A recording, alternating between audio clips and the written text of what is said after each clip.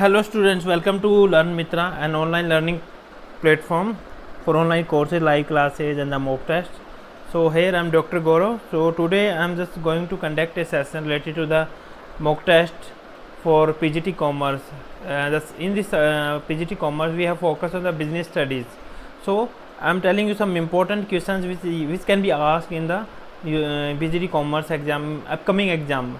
For example, DSSSB or RPSC, HPSC, RTET, STET.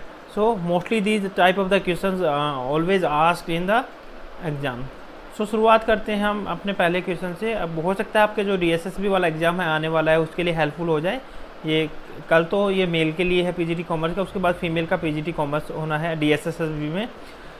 उसके लिए हो सकता है आपके कुछ 4 या 5 क्वेश्चन काम आ जाएं तो आपको 4 और 4 और 5 मार्क्स आप स्कोर कर सकते हो सकता है इससे ज़्यादा स्कोरिंग कर सकते हो इसको आप पढ़ने के बाद. हाँ, जितने हो सकते हैं हम कोशिश करेंगे मैक्सिमम जो MCQs हम इसमें कवर करें इस लेक्चर में. पहले क्वेश्चन पे आते हैं. पहला है हमारा fill in the blank are social invention for the accomplishing the goal through the group efforts. Group efforts से हम गोल अचीव करते हैं उस सोशल इन्वेंशन जो हमने सोशल ग्रुप बनाया हुआ है. तो एक ग्रुप एफर्ट से जो अचीव करते हैं ऑब्जेक्टिव को उसको क्या कहते हैं उस चीज़ को. ओबियसली एक सोशल ग्रुप है. सोशल ग्रुप किस में होता है? ऑर्गेनाइजेशन में. तो इसका राइट आंसर क्या होगा? ऑर्गेनाइजेशन. ओके, तो organisation will be the right answer. Now second. हम जल्दी कर देंगे फटाफट ताकि मैक्सिमम MCQs हमारे कवर हो जाएं. विच of the following is are the key feature of the organization. So what are the key feature of the organization? First, social invention. Second, group efforts. B, accomplishing goals. And D, all of the above. तो clearly है, ऊपर से आपको clear हो गया होगा ये चीज़, सब चीज़ें जो ऊपर आप देख ही चुके हो. ऊपर देखो हमारे पास क्या है, ग्रुप एफर्ट्स भी है ऊपर, सोशल इन्वेंशन भी आ गया ऊपर और accomplishing गोल्स भी. तीनों चीज़ हमारे पास. सोशल इन्वेंशन इसमें आ गया, ठीक है. ग्रुप एफर्ट्स हैं, ये ग्रुप एफर्ट्स हैं. उसके बाद एक्म्प्लिशिंग गोल, तो एक्म्प्लिशिंग गोल्स भी है. तो सारी की सारी चीज़ें होंगी की फीचर ऑफ द ऑर्गेनाइजेशन में. तो इसका राइट आंसर क्या होगा? All of the above. Next में चलते हैं. Study of the human behaviour is in organisational setting is. Human behaviour को स्टडी करते हैं किसी ऑर्गेनाइजेशन को, तो उस सेटिंग को क्या बोलते हैं? Study of human behaviour in organisation. किसी भी ऑर्गेनाइजेशन में हम ह्यूमन बिहेवियर से रिलेटेड स्टडी करते हैं, उसको क्या करते हैं किसी भी ऑर्गेनाइजेशन में? इंडिविजुअल बिहेवियर नहीं हो सकता, organisation behaviour, group behaviour and none of the above. तो क्या हो सकता है इसके अंदर? यहाँ पे ऊपर देखो ग्रुप एफर्ट्स है, एक ऑर्गेनाइजेशन ग्रुप से बनता है तो इसमें हम ग्रुप का बिहेवियर की स्टडी करेंगे, ठीक है, ना कि इंडिविजुअल की, ना कि ऑर्गेनाइजेशन की. हम ग्रुप बिहेवियर की स्टडी करेंगे. How the people are the employ in a group reacting. Then fourth, scientific management approach is provided developed by. देखो साइंटिफिक जो अप्रोच है किसने डेवलप की थी? तो बहुत से जो स्कूल ऑफ मैनेजमेंट थॉट्स हैं वो आपको टिप्स पे होने चाहिए. कौन कौन से स्कूल के कौन कौन से जो फाउंडर थे, प्रोपाउंडर थे जिन्होंने ये थ्योरी दी थी. तो अब देखो जो साइंटिफिक मैनेजमेंट था उसकी जो अप्रोच था किसने डेवलप किया था? डेवलपर कौन था उसका बताओ? उसका था F.W. टेलर, ठीक है. F.W. टेलर. फ्रेडरिक क्या था इसका? फ्रेडरिक विंस्लो टेलर, जो 1856 से 1915 के बीच में रहे थे, ठीक है. बर्थ एंड डेथ उसके इसके बीच में उन्होंने काम किया था. इसको फादर ऑफ साइंटिफिक मैनेजमेंट बोला जाता है. क्या बोला जाता है? फादर ऑफ साइंटिफिक मैनेजमेंट भी इनको बोला जाता है. Father of scientific management. तो ये याद रखना कि F.W. टेलर को फादर ऑफ साइंटिफिक मैनेजमेंट भी हम कहते हैं, ठीक है. Father of scientific management F.W. Taylor. अब देखो इन्होंने क्या किया था. टेलर ने एक मिडवेल स्टील कंपनी ज्वाइन की थी. कौन सी की थी? Midvale steel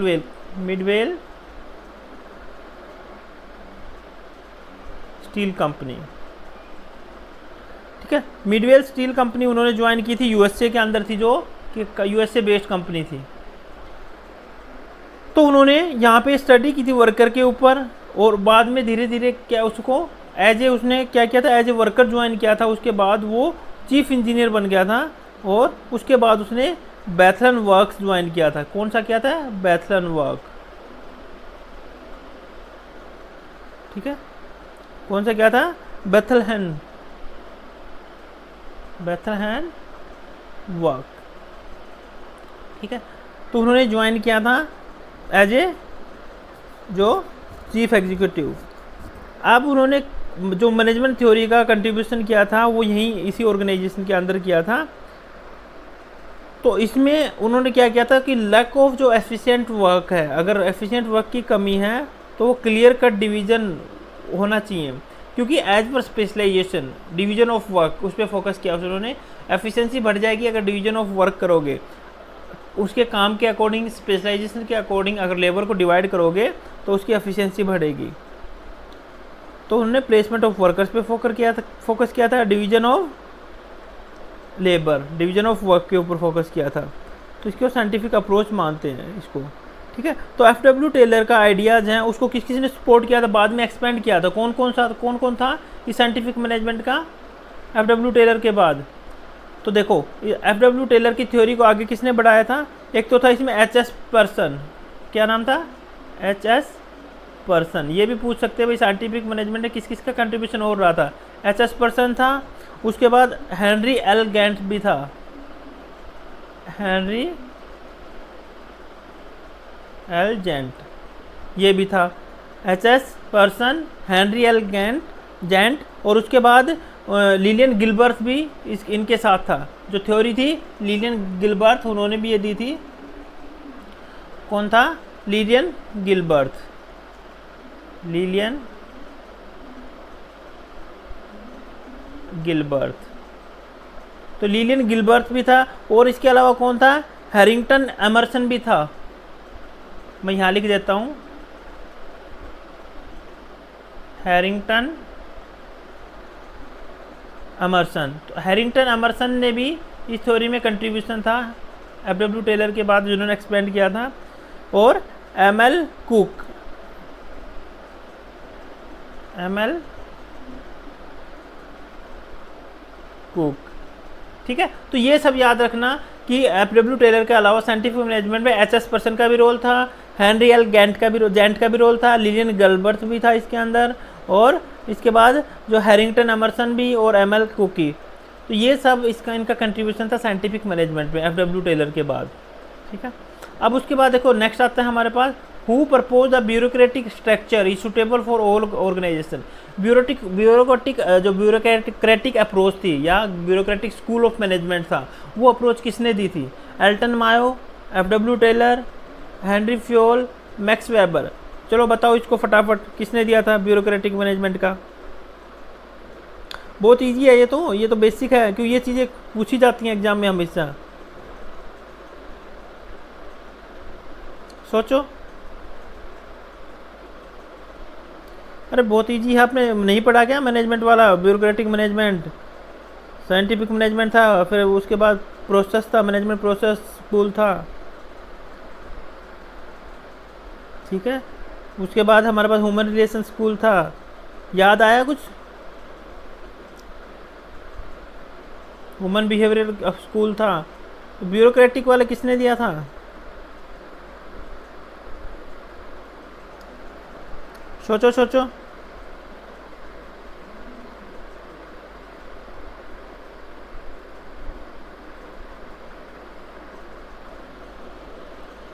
okay, you can take time.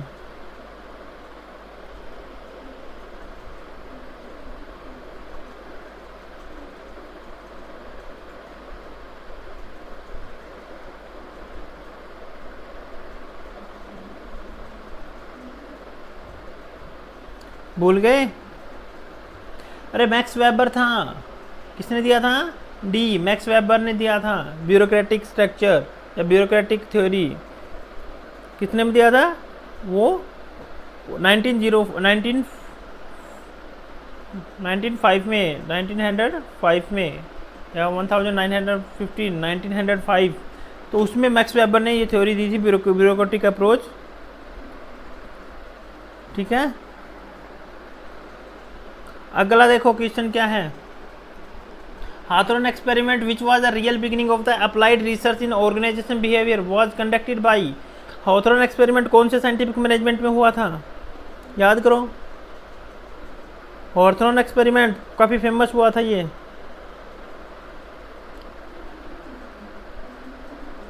देखो हार्थन एक्सपेरिमेंट, FW टेलर तो हो नहीं सकता क्योंकि साइंटिफिक मैनेजमेंट दिया था इन्होंने, और वो कौन सी कंपनी में थे, ऊपर बताया था मैंने कौन सी कंपनी में थे, वो मिडवेल कंपनी में शुरुआत की थी। FW टेलर तो हो नहीं सकते इसके अंदर, ठीक है।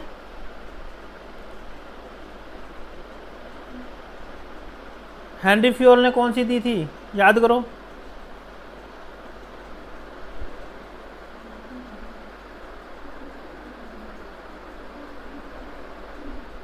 याद आया?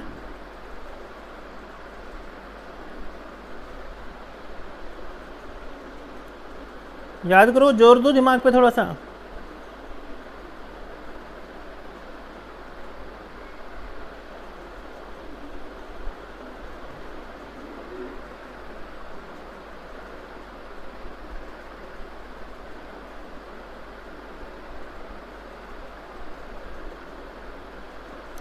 अरे देखो ये तो हो नहीं सकता, हेनरी जो क्या नाम है हमारा हेनरी फ्योल, क्योंकि हेनरी फ्योल ने कौन सा दिया था,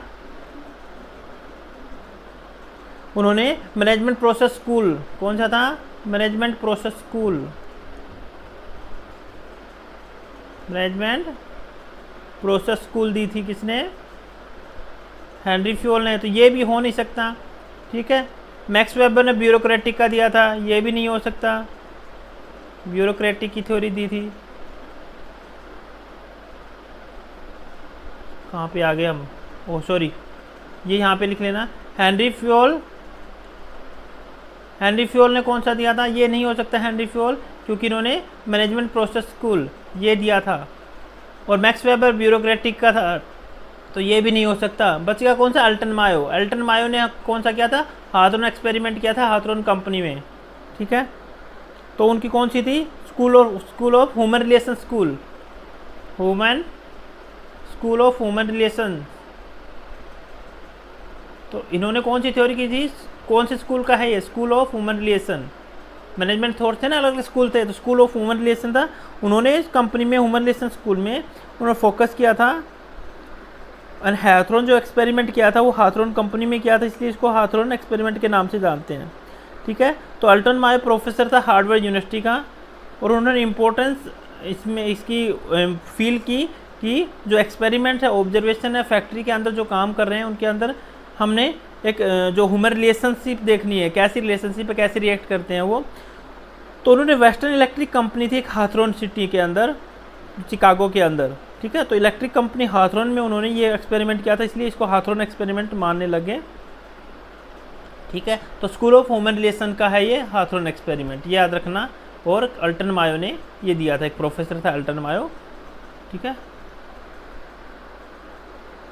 तो इसके साथ साथ देखो हेनरी फ्योल जो अल्टन मायो है, अल्टन मायो के साथ साथ इसकी थ्योरी का किसने सपोर्ट किया था, एक तो था रॉयल थील्स, ROE कैसे करोगे, THRIS, रॉयल थीस बर्गर, ये था एक तो इसके साथ, ठीक है। और इसके साथ था विलियम जे डिक्सन, ये भी इसी थ्योरी का था, विलियम डे डिक्सन। और उसके साथ साथ अल्टन मायो के साथ कौन था, Mary Parker,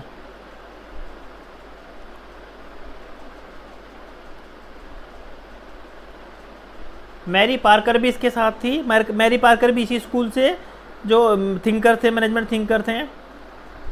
Mary Parker Follett, इसका पूरा नाम है Mary Parker Follett, FOLLET, Mary Parker Follett. और इसके अलावा AF अल्डफर मैस्लो था एक इसके साथ,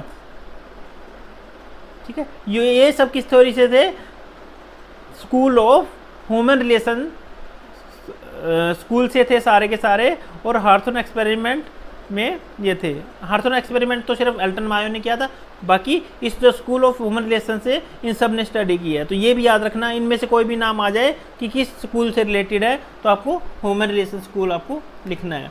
तो रॉयल थीस बर्गर, विलियम डे Dickson and Mary Parker Follett and AF Maslow, ये इसके जो कंट्रीब्यूटर थे इस थ्योरी के।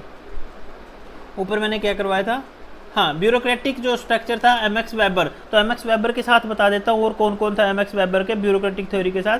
अगर किसी का भी नाम आ जाए तो स्कूल ऑफ जो ब्यूरोक्रेटिक स्कूल था, ब्यूरोक्रेटिक मैनेजमेंट स्कूल, तो उसमें मैक्स वेबर के साथ साथ कौन कौन था वो मैं बता देता हूँ। ठीक है, तो इसमें कंट्रीब्यूशन था,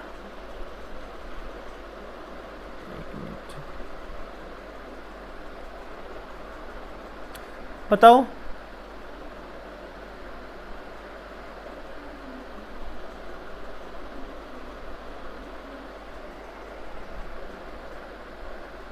एक दूसरे नाम से भी जाना जाता है इसको, किस नाम से जाना जाता है, कौन बताएगा?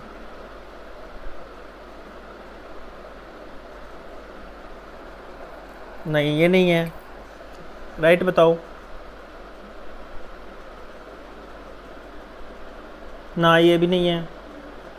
सही आंसर दो भाई।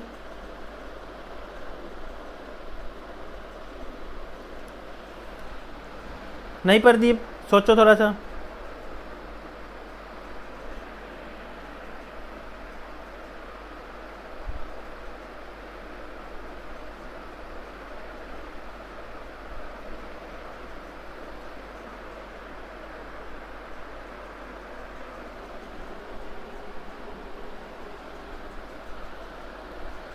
थोड़ा जोर डालो।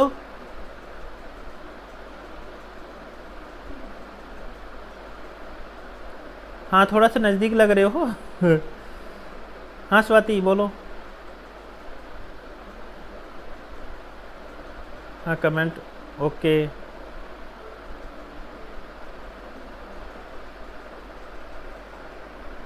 नहीं,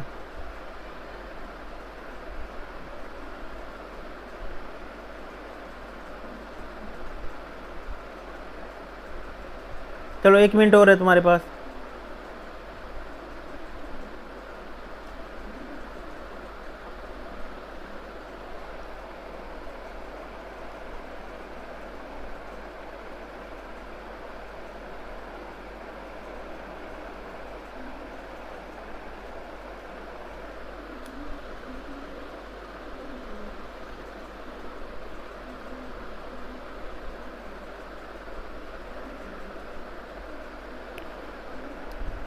ओके,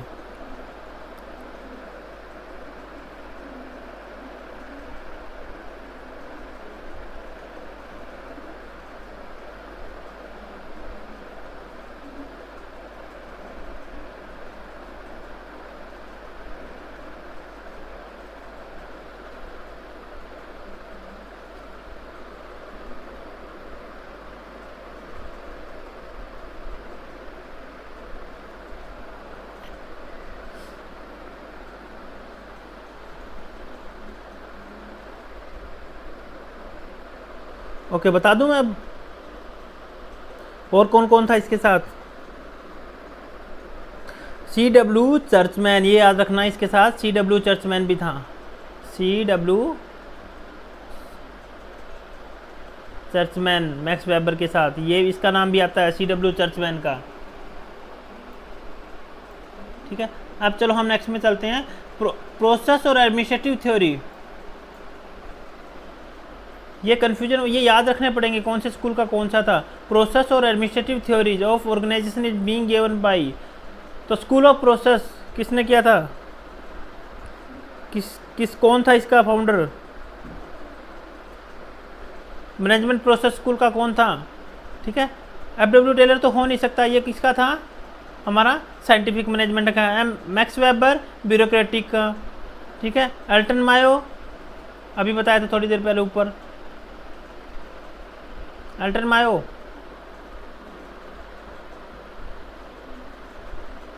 ह्यूमन रिलेशन स्कूल का भाई, एल्टन मायो ह्यूमन रिलेशन एक प्रोफेसर था जिन्होंने हाथरॉन एक्सपेरिमेंट किया था, उसका था। ठीक है, तो ये भी नहीं हो सकता, ये भी नहीं हो सकता, ये भी नहीं हो सकता, तो बच गया कौन सा हमारा? Henry Fayol. तो Henry Fayol is also called the father of the management process school, human management process school का फादर भी कहा जाता है इसको। तो हेनरी फ्योल है। हेनरी फ्योल के साथ साथ और कौन कौन थे हेनरी फ्योल के साथ? J.D. मूनी था एक, तो J.D. मूनी याद रखना, मैं लिख रहा हूँ। एक तो J.D. जेडे मुनी,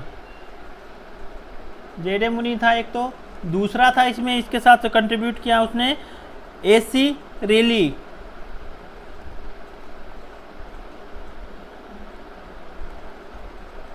एसी रेली था। और इसके अलावा था इसमें लिंडल यूरविक। तीसरा कौन था इसमें,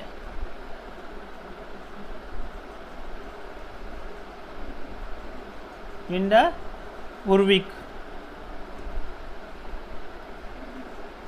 ठीक है। और इसमें जो हैरोल्ड कुंट्ज भी था, फोर्थ था हैरोल्ड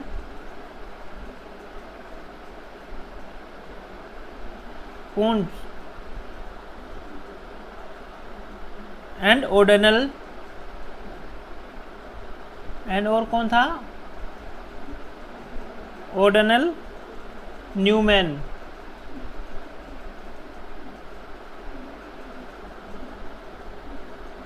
लूथर गुलिक, पांचवा कौन था, लूथर गुलिक। ये याद रख लेना कौन कौन से थे, ठीक है। और जॉर्ज टेरी, यहाँ लिख देता हूँ, जगह नहीं है। जॉर्ज टेरी भी इसी जो थ्योरी में था, प्रोसेस स्कूल में। जॉर्ज टेरी, और इसके साथ था EFL ब्रीच, सातवां, मैं यहाँ लिख देता हूँ EFL ब्रीच,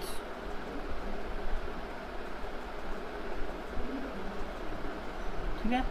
तो ये कौन था, राइट आंसर क्या होगा, Henry fuel. Henry fuel will be the founder and the main propounder of the administrative theory of process, या प्रोसेस और एडमिनिस्ट्रेटिव थ्योरी, कोई भी आ जाए। तो ये इनके मेन कंट्रीब्यूटर थे। उसके बाद हमारा नेक्स्ट आता है क्वेश्चन,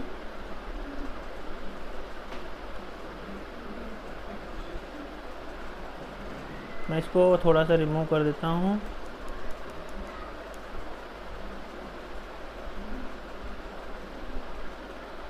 अब देखो नेक्स्ट क्वेश्चन हमारा क्या है,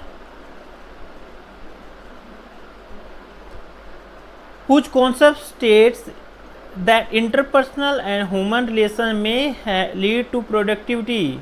कॉन्सेप्ट किसने दिया था कि इंटरपर्सनल और जो ह्यूमन रिलेशन है वो एक प्रोडक्टिविटी को बढ़ाते हैं। तो ह्यूमन रिलेशन से रिलेटेड स्टडी किसने की थी, स्कूल ऑफ ह्यूमन रिलेशंस, बताओ। ह्यूमन रिलेशन का मैंने अभी ऊपर बताया था क्लियर, अल्टन मायो, अल्टन मायो था, उन्होंने human school of human relation से रिलेटेड था अल्टन मायो, ठीक है। नेक्स्ट, टुडेज ऑर्गेनाइजेशन आर, किस तरह की ऑर्गेनाइजेशन है आज के दिन, तो हमारे ओपन सिस्टम है, आज के दिन ओपन है, ट्रांसपेरेंसी है।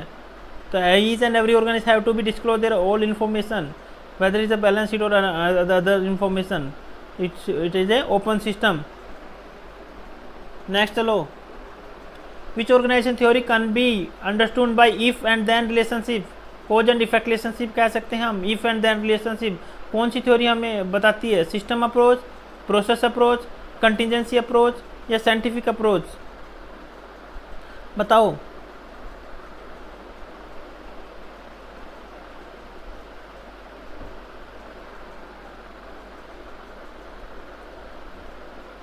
सिस्टम अप्रोच भी नहीं है, प्रोसेस अप्रोच तो नहीं है, if and then process approach नहीं बताता, ना ही सिस्टम अप्रोच बताता, साइंटिफिक अप्रोच भी नहीं बताता, साइंटिफिक तो डिवीजन ऑफ वर्क वगैरह ये बताता है। तो बच गया कंटिजेंसी अप्रोच। कंटिजेंसी अप्रोच बताता है if and then, cause and effect relationship, दो वेरिएबल्स के बीच में, दो चीज़ों में, मशीन, मान लो मशीनरी और लेबर की स्टडी की थी, अगर लेबर इनएफिशिएंट, अगर लेबर लगा देंगे तो मशीनरी कितनी बढ़िया हो, प्रोडक्टिविटी नहीं आएगी, ठीक है। अगर अच्छा लेबर है और मशीन ख़राब है तो प्रोडक्टिविटी नहीं आएगी। तो ये किस में किया था, कंटिजेंसी अप्रोच। तो कंटिजेंसी अप्रोच किसने दी थी, स्कूल ऑफ कंटिजेंसी अप्रोच, बताएगा कोई।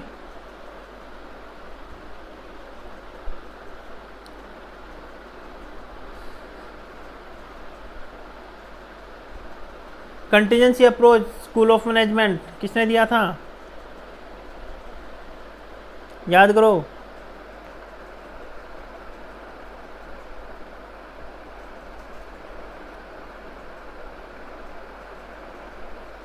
इस थ्योरी का जो फाउंडर था वो था, जो मेनली कौन कौन कंट्रीब्यूटर था, lores and Lawrence John Woodward. इसमें था कौन कौन था इसमें कंटिजेंसी स्कूल ऑफ अप्रोच का, ये याद रखना किसने दिया था, लोर्स एंड दूसरा कौन सा था हमारा, लॉरेंस जॉन वुडवार्ड। ठीक है, तो लॉरेंस ये लॉरेंस और लोर्स था, ये हस्बैंड वाइफ था जिन्होंने स्टडी की थी इसके ऊपर।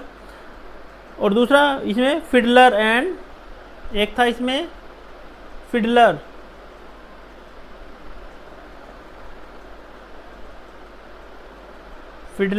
और इसके बाद एच.एम. कार्लिसल, एच.एम.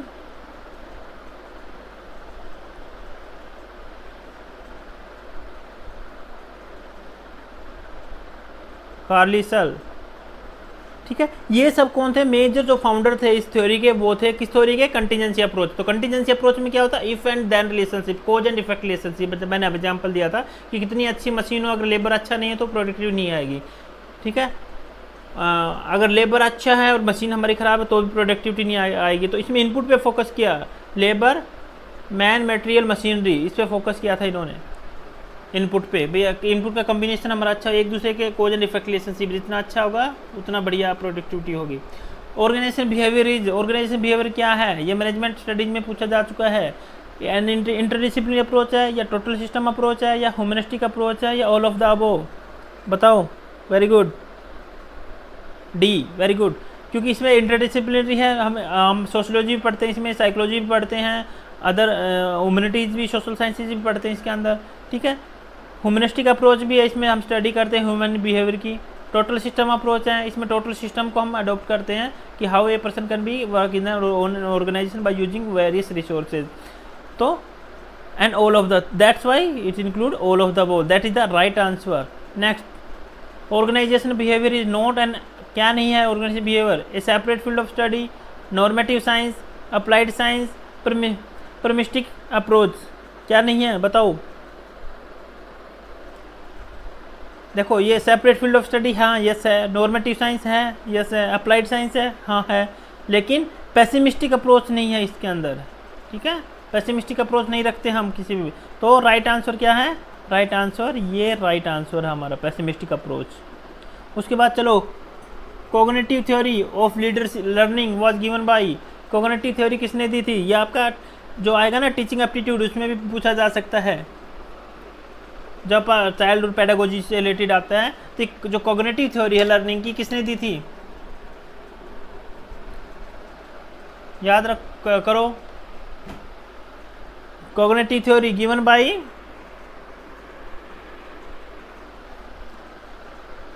देखो स्किनर ने नहीं दी, टोलमैन ने भी नहीं, पियागेट ने भी नहीं, बच गया एफ पावलो। ठीक है, पावलो ने ये थ्योरी दी थी, उन्होंने कॉग्निटिव थ्योरी को फोकस किया था, लर्निंग की थ्योरी दी थी उसने कॉग्निटिव थ्योरी कि ये मेंटल एबिलिटी, मेंटलिटी से रिलेटेड है हमारी कॉग्निटिव। तो it is given by the Pavlov. ठीक है, उसके बाद 14, extension of the behaviour modification into organisation is called, अगर हम बिहेवियर को मॉडिफाई कर दें ऑर्गेनाइजेशन के अकॉर्डिंग तो क्या होगा, वो इनरिचमेंट होगा या ओबी मोड बोलेंगे उसको, या एनलार्जमेंट बोलेंगे, या ओबी एग्जिट बोलेंगे। ओबी एग्जिट मतलब एक्सटेंशन, क्या ओबी मॉडिफिकेशन या एनरिचमेंट या एनलार्जमेंट, क्या बोलोगे उसको। तो एग्जैक्ट टर्म क्या आएगी इसकी, सी, ओबी मोड बोलते हैं इसको। जब भी कोई हम बिहेवियर को चेंज करके मॉडिफाई करते हैं ऑर्गेनाइजेशन के अंदर किसी बिहेवियर को, उसको ओबी मोड के टर्म के नाम से जाना जाता है। तो ये राइट आंसर होगा। फिर in the blank, is a relatively permanent change in the behaviour that occurs as a result of the experience. तो परमानेंट चेंज बिहेवियर कब होगा, बिहेवियर मॉडिफिकेशन से होगा या मोटिवेशन से या लर्निंग से या स्किल से। Permanent change in the behaviour किसकी डेफिनेशन है, फटाफट याद करो, लर्निंग। लर्निंग क्या है, permanent change in the behaviour, वो क्या होता है, लर्निंग। क्यों, लर्निंग जब एक बार सीख लिया वो परमानेंटली चेंज हो जाएगा हमारा बिहेवियर, वो चीज़ आ गई हमें। तो पहले हम बिहेव नहीं करेंगे जब अननोन थे, हम पता नहीं था, उस चीज़ में तो हम रिएक्ट करते थे, लेकिन अब हम चीज़ें पता चल गया वो चीज़ दोबारा थोड़ी करोगे, वो परमानेंट आपका चेंज हो जाएगा बिहेवियर, तो वो लर्निंग होती है। उसके बाद which of the following is an include as structure of the human mind, तो कौन सा जो है स्ट्रक्चर ऑफ ह्यूमन माइंड में कौन सी चीज़ें जो इंक्लूड की गई हैं नीचे, id, ego, super ego, all of the above, कौन बताएगा? Yes, right answer is D, id, sorry all of the above, क्योंकि 3 पार्ट में डिवाइड कर रखा है इसको, id, ego and super ego, ठीक है। तो सारी की सारी एक ह्यूमन स्ट्रक्चर, माइंड का स्ट्रक्चर में है ये। Then fill in the blank is largely childish, irrational, 17, question number 17, fill in the blank is largely childish, irrational, never satisfied, demanding and destructive of others, कौन से दूसरों को डिस्टर्ब करता है, डिमांडिंग रहता है, कभी सेटिस्फाई नहीं होता, कौन सा ईगो वाला होता है, या सुपर ईगो, या नेगेटिव ईगो, या ईड, कौन सा हम इसके अंदर होगा, बताओ। यस, ये पहले टिक लग गया था मेरा, इसलिए बता दिया। अच्छा हाँ, वो पढ़ाया था ना मैंने किसी क्लास में, ईड, ठीक है। ईद क्या होगा, इस तरह के जो लोग होते हैं कभी सेटिस्फाई नहीं होते, उनकी कभी ईद जो सेटिस्फाई नहीं होती नीड कभी भी, और वो हमेशा डिमांडिंग रहते हैं, ठीक है। Next 18, fill in the blank represent noblest thoughts, ideals, कौन सी जो रिप्रेजेंट करता है कि नोबलेस्ट थॉट्स है, आइडियल्स है, इस तरह की थॉट है वो आइडियल मानी जाती है, नोबलेस्ट मानी जाती है। यस, बी, कौन सा था, 18, या सुपर ईगो, सुपर ईगो है, ये हमेशा नोबलेस्ट आइडियल माना जाता है super ego. Then 19, fill in the blank is reality and the practical oriented part of the thinking, ego is reality and practical oriented part of thinking, या negative ego है, या super ego is reality and practical oriented, या id is reality and practical oriented part of thinking, कौन सा इसमें से right answer? नहीं, गलत, नहीं नहीं, सुपर ईगो तो आइडियल माना जाता है, नेगेटिव ईगो नहीं हो सकती, नेगेटिव ईगो में तो यह ईद तो हमेशा डिमांडिंग होती है, डिस्ट्रैक्ट करता है, ईद भी नहीं हो सकता क्योंकि ऑलवेज डिमांडिंग कहीं भी सेटिस्फाई नहीं होती, नेगेटिव ईगो तो नेगेटिव चीज़ें दिखाएगी हमेशा, सुपर ईगो तो ऊपर जो बता दे आइडियल होता है, तो बच गया कौन सा, ईगो। तो ego is reality and practical oriented part of thinking, practical thinking इसमें हम दिखाते हैं ईगो के अंदर, तो प्रैक्टिकल है, कोई हवाई बातें नहीं, इमेजिनेशन नहीं, प्रैक्टिकल चीज़ें। Then next 20, thematic appreciation test is design to understand, किसको अंडरस्टैंड करने के लिए डिजाइन किया गया है ये, परसेप्शन ऑफ इंडिविजुअल, या लर्निंग ऑफ इंडिविजुअल, या personality of individual, none of the these, ये आपने पढ़ा भी होगा, लर्निंग वाला मैंने करवाया था उसके अंदर। Yes, personality of individual, right, personality को हम मेजर करते हैं किस तरह से, थेमेटिक एप्रिसेप्शन टेस्ट, TAT बोलते हैं उसको, पर्सनालिटी ऑफ इंडिविजुअल की पर्सनालिटी को मेजर करते हैं TAT, याद रखना एग्जाम में आएगा ये। Next, fill in the blank is the reaction of individual to new और threatening factors in their work, तो कौन से हैं जो एक इंडिविजुअल को थ्रेटन करते, डराते हैं, कुछ न्यू चीज़, टू न्यू और थ्रेटन फैक्टर्स होते हैं जो काम के दौरान जो इंडिविजुअल को रिएक्ट करते हैं, डराते हैं, इफेक्ट डालते हैं। इन्वायरमेंटल फैक्टर्स हैं ना, एटीट्यूड है, या डिसोनेंस है, या स्ट्रेस, या डिसअपॉइंटमेंट है, क्या चीज़ है?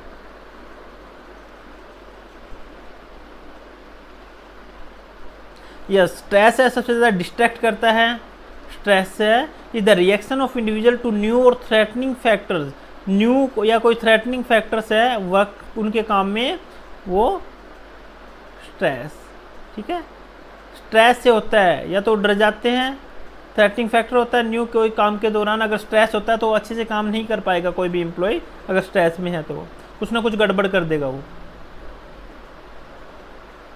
विच of the following is are not job related source of stress, job related stress कौन सा नहीं है इसके अंदर से? Role ambiguity, ethical dilemma, role of overload, career concerns. तो which of the following is not job related source of stress? Job से related stress कौन सा नहीं है इसमें?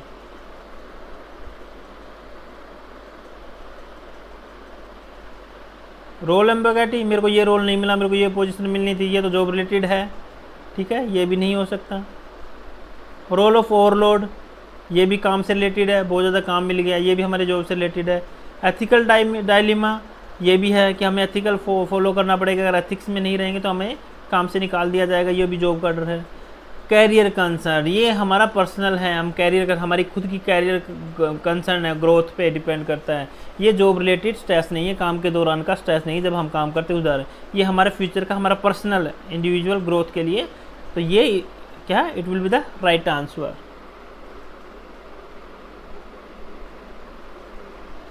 थर्ड, तो ये आपका, और जो बिजनेस स्टडीज में मोस्टली इस तरह के क्वेश्चन ही आते हैं, याद रखना। ऑर्गेनाइजेशन बिहेवियर और बिजनेस स्टडीज, ये सारा मिक्स है इसमें। तो ये इस तरह के क्वेश्चन जनरली पूछे जाते हैं एग्जाम में। Which of the following is or not organisational factor causing the stress?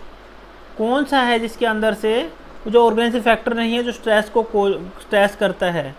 तो which are the organisation factor which not the reason of the stress? Task demand, B role demand, option C role conflict, option D satisfaction. बताओ कौन से factor है जो stress create नहीं करते? Task demanded, ये करता है, जैसे टास्क आ गए हमारे पास, ठीक है, स्ट्रेस तो हो जाएगी, टास्क इतने सारे कैसे करूँगा मैं काम। रोल डिमांड, रोल मेरे को नहीं मिला, मैं डिमांड कर रहा हूँ, ये भी एक थोड़ा सा स्ट्रेस कोज करता है, ऑर्गेनाइज फैक्टर है। मेरे को ये है, मेरे को ये रोल नहीं मिला, रोल डिमांडिंग है कि मेरे को तो ये मिलना चाहिए, मेरे को हमेशा डिमांडिंग रहता है कि काश मेरे को ये पोजीशन मिल जाए, ठीक है। सेटिस्फैक्शन है, सेटिस्फैक्शन क्या है, ये भी है ऑर्गेनाइज फैक्टर स्ट्रेस का। सेटिस्फैक्शन नहीं मिलता हमें तो हम स्ट्रेस में आ जाते हैं कि मेरे को सेटिस्फैक्शन नहीं मिल रहा, सैलरी का मैं, या कोई और रीजन हो सकता है।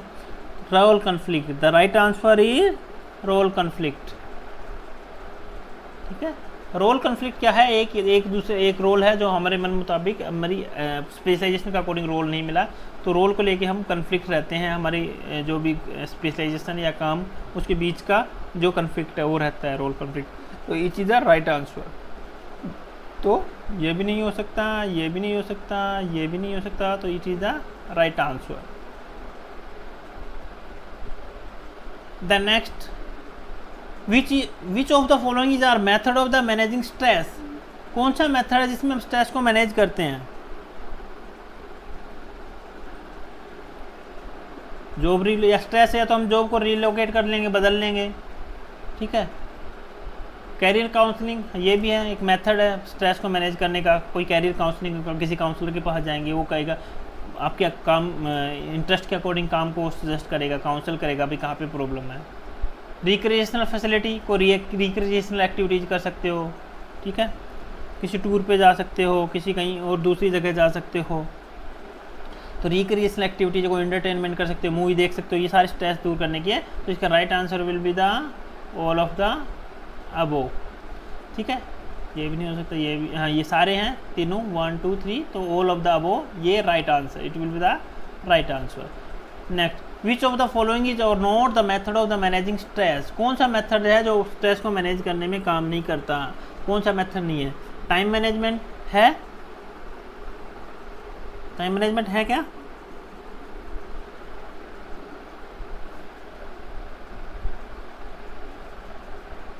हाँ, टाइम मैनेजमेंट से हमारा स्ट्रेस कम होता है।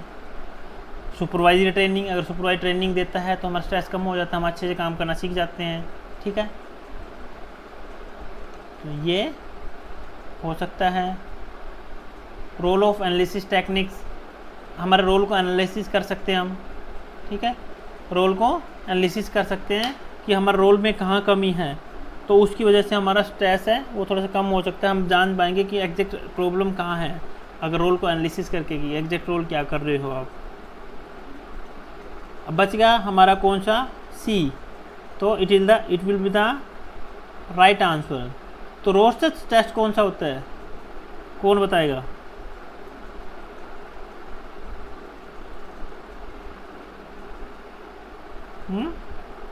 ये साइकोलॉजिकल टेस्ट होता है। रोस्टेज टेस्ट कौन सा होता है? साइकोलॉजिकल टेस्ट होता है, जिसमें कुछ धब्बे या कुछ ऐसा दिखा देंगे, इल्यूजन टाइप में दिखा देंगे कुछ है, ठीक है, जिसको इंक ब्लोट के नाम से जाना जाता है। इंक ब्लोट, ठीक है, इंक ब्लोट टेस्ट के नाम से भी जाना जाता है, जिसमें डिफरेंट आपको एक ब्लोटिंग मिलेगी इंक की जगह जगह, ठीक है। तो एक कॉम्प्लेक्स एल्गोरिथम होगा, दोनों भी हो सकते हैं, इंक ब्लोट भी हो सकता है, एक कॉम्प्लेक्स एल्गोरिथम भी हो सकता है इसके अंदर। तो ये किसने किया था? ये रोस्टेज टेस्ट किसने फाउंड किया था? हरमन रोस्टेज था जिसने ये फाइंड आउट किया था 1921 में। क्या नाम था उसका? हरमन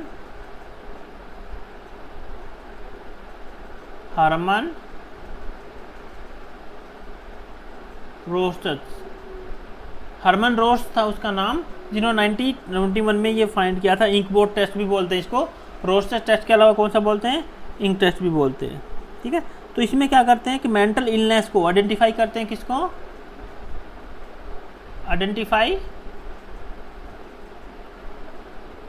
मेंटल इलनेस, ठीक है।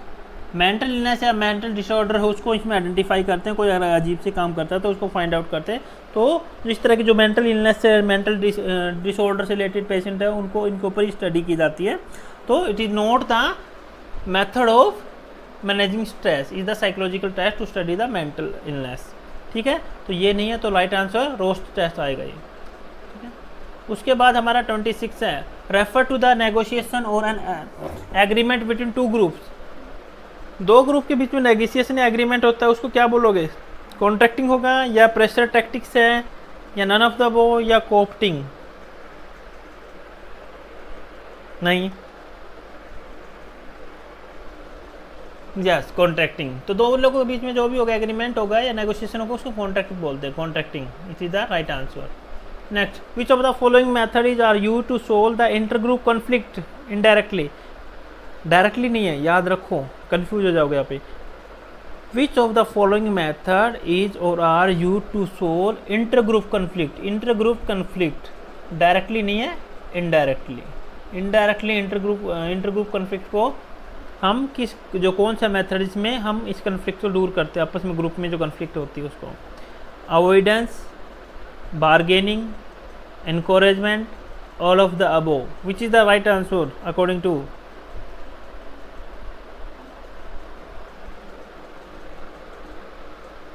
ठीक है, बार्गेनिंग तो क्या है? डायरेक्ट है, ये तो इंटर कॉन्फ्लिक्ट डायरेक्ट मेथड है। इनकरेजमेंट है, इंडिविजुअल है, इसमें हम ग्रुप का इनकरेजमेंट करते हैं, किसी इंडिविजुअल को मोटिवेट कर सकते हैं हम।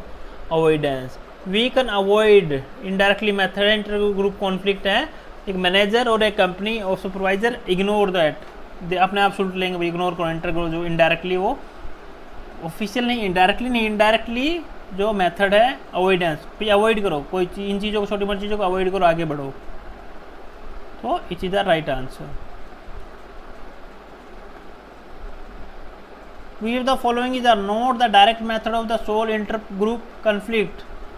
इसमें उल्टा पूछ लिया, which is know following is not the direct method. Direct method की बात, कौन सा इसमें डायरेक्ट मेथड नहीं है इंटर ग्रुप कॉन्फ्लिक्ट को दूर करने का? Which is not the direct method, कौन सा डायरेक्ट मेथड नहीं है? प्रॉब्लम सॉल्विंग, ये भी डायरेक्ट मेथड है, ये भी नहीं आ सकता, ठीक है।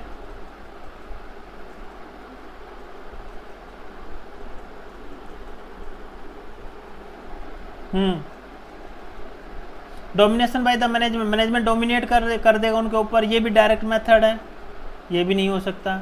डोमिनेशन, मैनेजमेंट उन पर डोमिनेट करेगा, अपना हक जमाएगा, उनको रोकने की कोशिश करेगा, ये डायरेक्ट मेथड है, तो ये भी नहीं हो सकता। रिमूविंग की फिगर्स इन द कॉन्फ्लिक्ट, जो की फिगर है कॉन्फ्लिक्ट का, उसको हम रिमूव कर देंगे।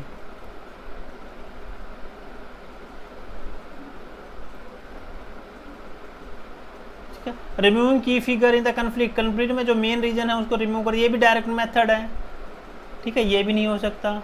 बच गया कौन सा? परसुएशन। ये डायरेक्ट मेथड नहीं है इंटरपर्सनल ग्रुप को कॉन्फ्लिक्ट को दूर करने का। ठीक है, परसुएशन ये इनडायरेक्ट मेथड है, उनको परसुएट करते हैं, प्रेरित करते हैं। ठीक है, तो ये डी है इज द राइट आंसर। आपको गलत से सही की तरफ चलना, अपने आप सोल्व हो जाएंगे सारी चीज़ें। Next 29, a technique to bring change in the entire organisation rather man focusing attention on the individual to bring changes easily. तो कौन सी टेक्निक है जो चेंज लेके आती है इंटायर ग्रुप के अंदर? Rather man focusing attention on individual to bring changes easily. Individual में फोकस करने की बजाय एक टेक्निक है जो पूरे इंटायर ऑर्गेनाइजेशन में चेंज लेके आती है। कौन सी टेक्निक है? Organisational development, organisational culture, organisational change, organisational conflict. बताओ।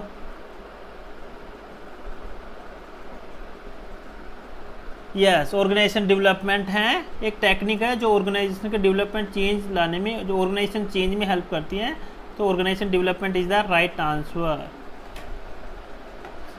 नेक्स्ट हम फटाफट 50 क्वेश्चन करेंगे इसमें आज। Which of the following is or organisation development intervention. OD क्या है? Organisation development intervention technique. OD intervention technique, ODIT। तो कौन सी है ऑर्गेनाइजेशन डेवलपमेंट इंटरवेंशन टेक्निक? कौन सी इसमें? Sensitivity training, quality of work life, management by objective. MBO क्या होता है? Management by objective. All of the above. MBO क्या होता है? मैनेजमेंट को स्पेशल ऑब्जेक्टिव दे देते अचीव करने के लिए। Then he lead to achieve the goal with the help of the team. तो every individual have the responsibility to achieve the particular goal. कौन सा है? तो MBO है। सेंसिटिव ट्रेनिंग, यस ये भी है organisation intervention technique. Management by objective, yes ये भी है। क्वालिटी ऑफ वर्क लाइफ, बिल्कुल क्वालिटी होनी चाहिए वर्क लाइफ में। तो ऑल द अबोव ये सारे क्या हो जाए? ऑर्गेनाइजेशन डेवलपमेंट में हेल्पफुल करते हैं। ये टेक्निक सारी हैं जो ऑर्गेनाइजेशन डेवलपमेंट में हेल्प करती हैं। Then 31, which of the following is not the important issue relating to the goal setting theory. Goal setting theory, देखो गोल सेटिंग थ्योरी पढ़ लेना अच्छे से। गोल सेटिंग थ्योरी है, कौन सा रिलेटेड नहीं है? कौन सा इंपॉर्टेंट इश्यू रिलेटेड नहीं है गोल सेटिंग थ्योरी से related? Goal specificity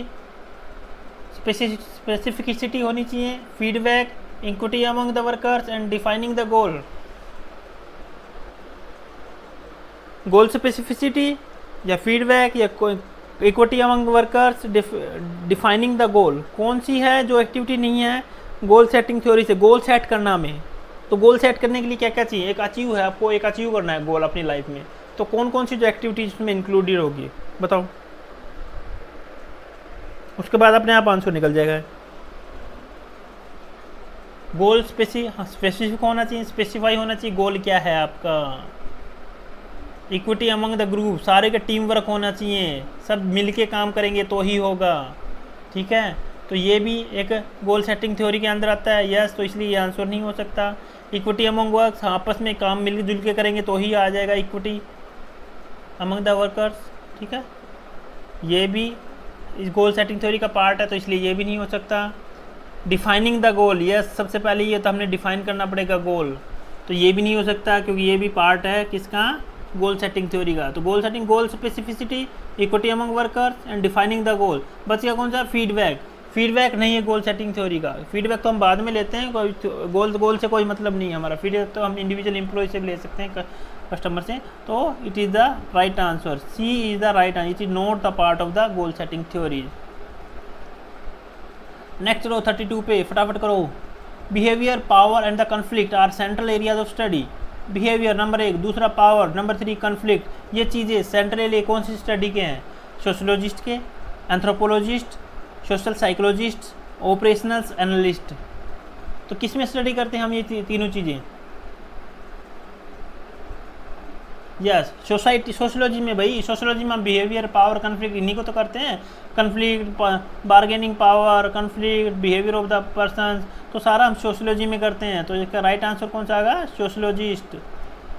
next 33, when a bank robber points a gun at a bank employ his base of the power, एक पावर के बेस पे कोई भी एक रोबर है, लुटेरा है, वो गन रखता है बैंक एम्प्लॉय के ऊपर, तो कौन सी पावर कहलाती है? Coercive, पुनिटिव, positional, authoritative? बताओ। सीधा सा आंसर है यार कोएर्सिव, दबाव। दबाव क्या होता है? दबाव दे के, हम डरा के, धमका के, ठीक है, डरा के, धमका के, फोर्सली, ये कोर्सिव होता है, तो ये कोर्सिव पावर है। पुनिटिव तो नहीं हो, पुनिटिव जो है वो ऑर्गेनाइजेशन को गलत काम कर दिया, उस पर कोई फाइनेंशियल हमने पेनल्टी लगा दी, कुछ ये होता है। पोजिशनल, कुछ ही पोजीशन हमें डाउनग्रेड कर दी। अथॉरिटी, ये अथॉरिटी है, एज ए अथॉरिटी हम पावर करते हैं कि सबकी अथॉरिटी, एक पुलिस की अपने एसपी की कोई अथॉरिटी अपने कहीं भी भेज सकता है टीम को, he have the authority to show the power, तो कोर्सिव है, ये दबाव में किसी को डरा के, धमका के करते हैं, तो ये राइट आंसर है। Next 34. The manager of a multinational company are located in the France, India, Brazil and the United States.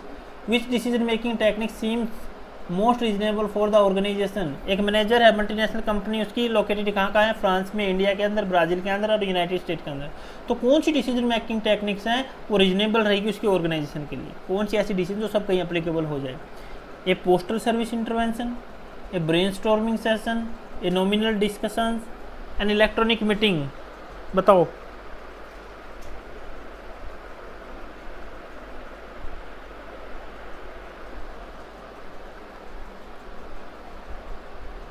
Yes, electronic meeting से ही कर सकता है, वो डिसीजन ले सकता है, इलेक्ट्रॉनिक दूर बैठे या मीटिंग करके, ये राइट आंसर होगा इसका। नेक्स्ट चलो 35, what do we call it when we judge someone on the basis of the perception के बेसिस पे किसी को जज करते हो, तो क्या कहोगे उसको? स्टीरियोटाइपिंग कहोगे, या कैटेगराइजिंग कहोगे, या हेलो इफेक्ट कहोगे, या प्रोटोटाइपिंग कहोगे? तो ये चीज़ें कॉन्सेप्ट है, आपको पढ़ने, ये पता होना चाहिए। स्टीरियोटाइपिंग क्या होती है, कैटेगराइजिंग क्या होती है, हेलो इफेक्ट क्या होता है, प्रोटोटाइपिंग क्या होती है, ठीक है। प्रोटोटाइपिंग क्या होती है? रूढ़िवादी रीति रिवाज, ठीक है। कैटेगराइजेशन, एक जैसे कैटेगराइज कर देते हैं, कैटेगरी बनी हुई है आपकी BCA, BCB, मतलब रिजर्वेशन सिस्टम, या प्रोटोटाइप जो आप फॉलो कर रहे हो पुरानी चीज़ों को, प्रोटोटाइप, एक दूसरे को नकल करना, सीखना देख के, ठीक है। हेलो इफेक्ट, एक दूसरे का फॉलो करना, तो कौन सा है?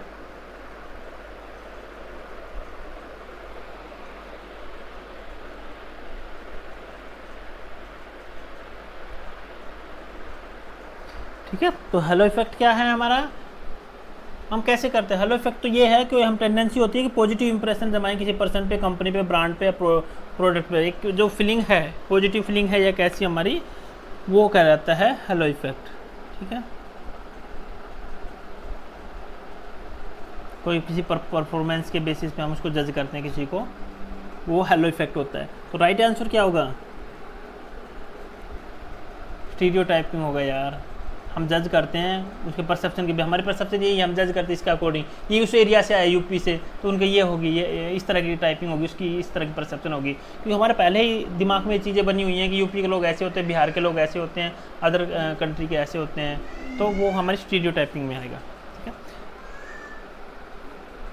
फिर उसके बाद हमारा 36, Shobha is an honest and the straightforward person. She believes her employees are all similarly honest and straightforward, ignoring signs that they may be manipulating her. तो कौन सा है? What perceptual shortcut is Shobha most likely using? किस तरह की जो perceptual shortcut वो use कर रही है? कि वो इस बहम में है सारे ऑनेस्ट है, स्ट्रेट फॉरवर्ड पर्सन है, तो वो बिलीव करती है कि सारे एम्प्लॉय मेरे ऑनेस्ट हैं, स्ट्रेट फॉरवर्ड हैं, लेकिन वो इग्नोर कर रही है क्योंकि इसमें से कुछ ऐसे भी हो सकते हैं जो डाटा को मैनिपुलेट कर रहे हैं, अपने आप को मैनिपुलेट कर रहे हैं और रिप्रेजेंट कर रहे हैं सही तरीके से, गलत हो के भी। तो किस तरह की जो परसेप्चुअल ये थिंकिंग है, कॉन्ट्रास्ट इफेक्ट है, या हेलो इफेक्ट बोलोगे, या स्टीरियोटाइपिंग बोलोगे, या प्रोजेक्शन बोलोगे इसको? यस, प्रोजेक्शन है उसका, प्रोजेक्ट कर रही है, projection, imagination, forecast, projection will be the right answer. Projection उसका मानना है ऐसा। Satish has a low absenteeism rate, Satish के पास लो एब्सेंटिज्म रेट है। He ask responsibility for his health and has good health habits, he is likely to have an. Satish है, low एब्सेंटेज rate है उसके, बहुत ज़्यादा एब्सेंटेज रेट है, he takes responsibility for his health, उसकी हेल्थ की responsibility लेता है, and has good health habits, he is likely to have an, उसकी एब्सेंटेज भी कम है और रिस्पॉन्सिबिलिटी रहता है उसकी हेल्थ की कि मेरी हेल्थ सही है, मेरी हेल्थ सही रखूँगा। तो इंटरनल लोकस ऑफ कंट्रोल है या एक्सटर्नल लोकस ऑफ कंट्रोल बोलोगे या कोर लोकस ऑफ कंट्रोल बोलोगे या हाई इमोशनल स्टेबिलिटी लेवल है, कौन सा बोलोगे इसको? यस इंटरनल, वो इंटरनल अपने आपको मजबूत बना रहा है इंटरनल, तो इंटरनल लोकस ऑफ कंट्रोल बोलेंगे इसको, इंटरनली फोकस कर रहा है चीज़ों को, वो ये राइट आंसर होगा। D, Raju believe that man perform better in the oral presentation than women, what shortcut has been use in this case? Raju believe कर रहा है कि मैन अच्छा परफॉर्म करते हैं ओरल प्रेजेंटेशन में कंपेरिजन ऑफ द वुमेन, ऐसा है, तो what shortcut has use in the case, कौन सा शॉर्टकट यूज कर रहा है? लेकिन आजकल तो women is better presenter than the man, I have pursued and experience many at many places, many seminars and conferences. So ये मेरी अपनी सोच है, तो राजू क्या अपना एक बिलीव्स है, तो उसका क्या बोलोगे इन चीज़ों को?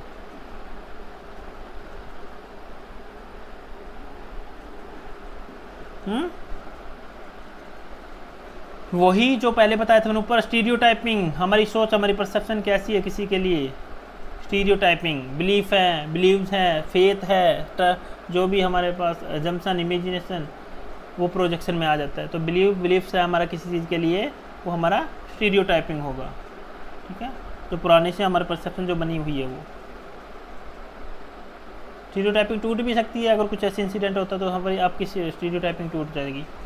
Mister Manoj manager ABC company का मैनेजर है, उसने पाया कि skill of the labour and machine use by them as compare to the competitor in the market are obsolete with an year, which type of the challenge ABC company is facing. उसको लग रहा है कि मैंने machine लगाई हुई है, अगर कंपटीटर के हिसाब से देखें तो मेरी तो एब्सोल्यूट हो जाएंगी, मेरी तो आउट ऑफ फैशन हो जाएंगी, आउट ऑफ डेट हो जाएंगी, पुरानी हो जाएंगी, ये चलेंगी नहीं 1 साल के अंदर अंदर।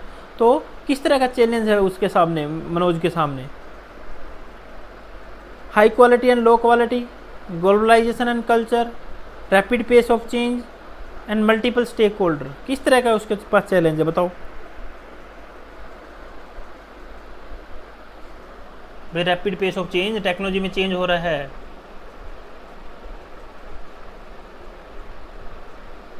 तो क्या आएगा?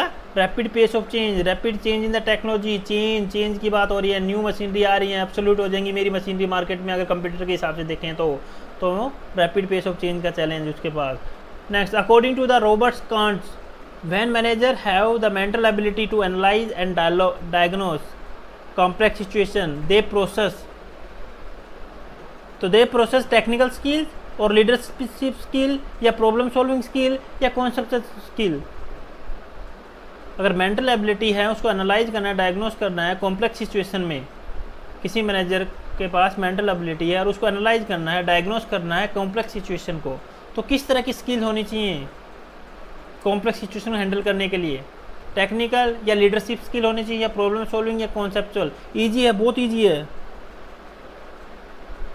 कॉन्सेप्चुअल, कॉन्सेप्ट उसके थ्योरी क्लियर होना चाहिए, कॉन्सेप्ट से कुछ एनालाइज या डायग्नोस करने के लिए कॉम्प्लेक्स सिचुएशन को कॉन्सेप्ट होना पता होना चाहिए उसको। What sort of the goals does management by objective emphasise, किस तरह का जो गोल्स के ऊपर फोकस करते हैं थ्रू द एमबीओ किस तरह के गोल पे फोकस करते हैं? Tangible, verifiable and measurable. Second, achievable, controllable and profitable. C, challenging, emotional and constructive. D, hierarchical, attainable and hello effective. तो कौन सा होगा इसके अंदर? ये भी इजी है, मैनेजमेंट बाय ऑब्जेक्टिव का कितनी बार पढ़ा लिया मैंने, तुम्हें पता होना चाहिए, कॉन्सेप्ट क्लियर होना चाहिए, क्या क्या चीज़ें इंक्लूड करते हैं। यस, टेंजिबल, ये टेंजिबल होना चाहिए, वेरीफिएबल, जिसको वेरीफाई कर सकें बाद में, एंड मेजरेबल, जिसको मेजर कर पाए गोल्स को हम, और टेंजिबल है जो दिखे, एफर्ट्स दिखें, कुछ हुआ दिखे। तो ये A option will be the right. Tangible याद रखना है, टेंजिबिलिटी, वेरीफिएबिलिटी एंड मेजरेबिलिटी, ये 3 फीचर्स होने चाहिए मैनेजमेंट बाय ऑब्जेक्टिव में।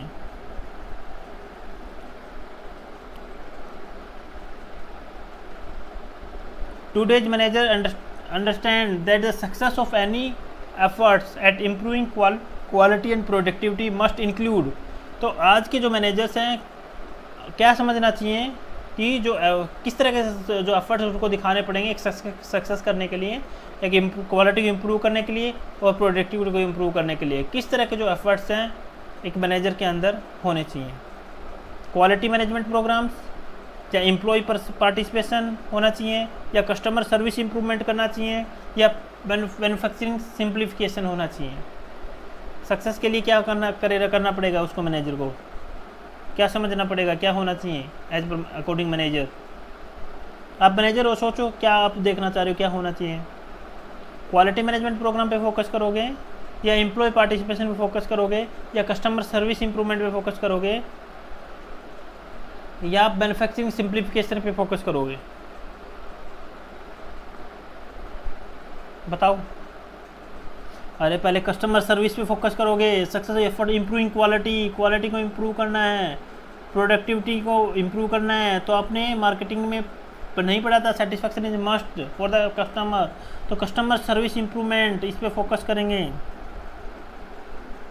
सॉरी गलत हो गया, एम्प्लॉय पार्टिसिपेशन पे मैक्सिमम पार्टिसिपेशन हम बढ़ाएंगे, ठीक है। इन्वॉल्व करेंगे डिसीजन मेकिंग में, अदर एक्टिविटीज़ में, एम्प्लॉय के राय लेंगे, आइडियाज़ लेंगे, कॉन्सेप्ट लेंगे, ताकि एक सक्सेस है, एफर्ट्स है वो नज़र आ सकें, ठीक है। तो 42 का राइट आंसर है सी। उसके बाद 43, Which of the following would be least likely to pose a barrier to cross culture communications? तो बैरियर कौन सा है, least likely to pose a barrier to cross culture communication का जो बैरियर है कौन सा है, जो लीस्ट लाइकली है, बहुत कम जिसको हम लाइक करते हैं। एक बैरियर के अंदर जो पोज बनता है, pose a barrier to cross culture communication का barrier, tone difference, political correctness, word connotations and differences among the perception। Cross culture communication का बैरियर कौन सा है, टोन डिफरेंस, या पॉलिटिकल करेक्टनेस, या वर्ड कनोटेशंस, या differences among perceptions. Political correctness, ये हमारा आज का डिफरेंट क्रॉस कल्चर कम्युनिकेशन में हमारा पॉलिटिकल जो करेक्टनेस आती है, पॉलिटिकल करेक्टनेस होनी चाहिए। एक एम्बेसी में यहाँ का कोई दूत बैठा है, दूसरी कंट्री में किसी दूत बैठा है, तो उनके बीच में अगर बिजनेस की डील है तो एक पॉलिटिकल इन्फ्लुएंस है, करेक्टनेस वो होनी चाहिए अगर क्रॉस कल्चर कम्युनिकेशन करना है तो।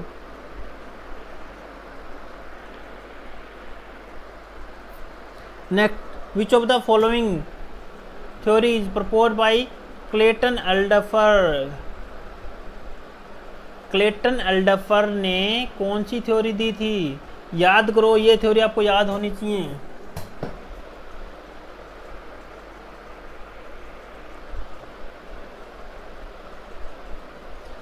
क्लेटन एल्डफर, याद रखना, एल्डफर ने कौन सी दी थी, ईआरजी थ्योरी। ईआरजी थ्योरी क्या थी, बताओ ईआरजी थ्योरी क्या थी। नहीं, गलत,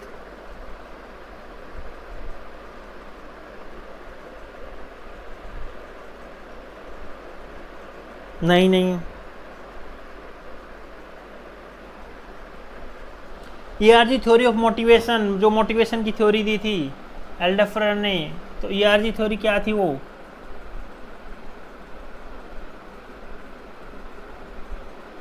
भाई ई का मतलब क्या था,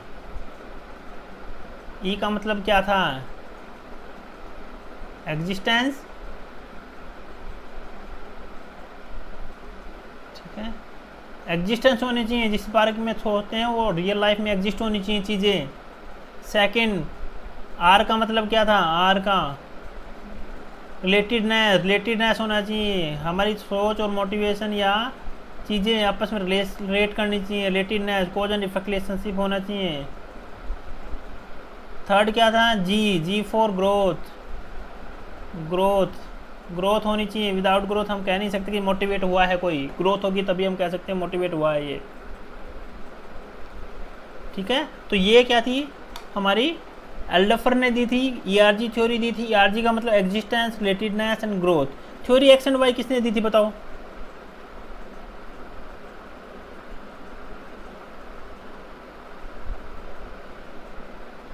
बताओ बताओ।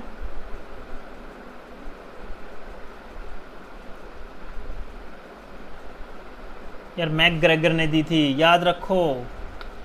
कैसे कहूँ, तुम सारी चीज़ भूली है।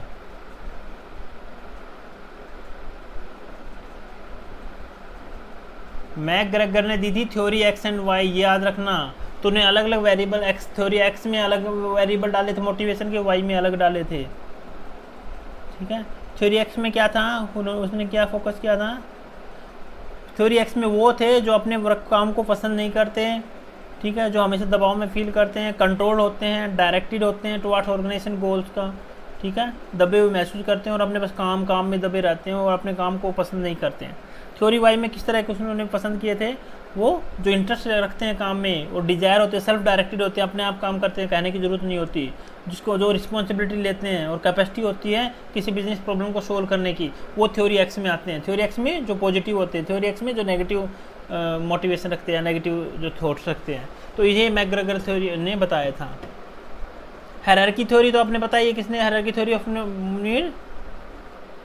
मैस्लो। किसने दी थी? मैस्लो ने दी थी।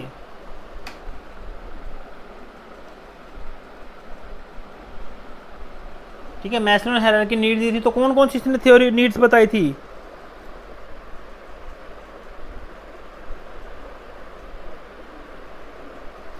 मैस्लो नीड हायरार्की थ्योरी कौन कौन सी थी उसकी?